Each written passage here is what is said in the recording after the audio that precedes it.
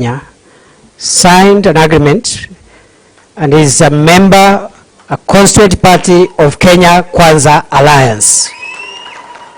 And therefore, they are already members from Saturday, and the party leader, Speaker Justin Muturi, is present. Thank you very much. I now request the party leader, the national chairperson, and the Secretary General of Tujibebe wa Kenya Party to step forward for the photo opportunity with the leaders of UDA, ANC, and put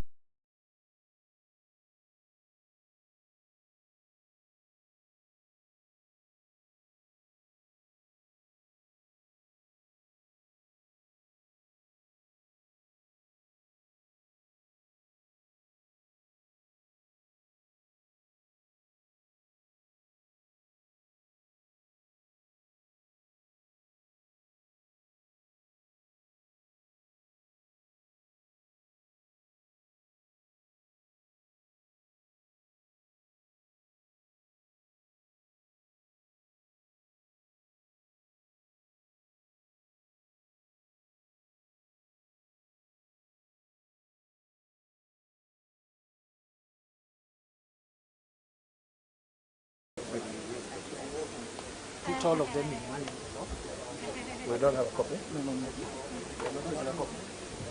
After we start.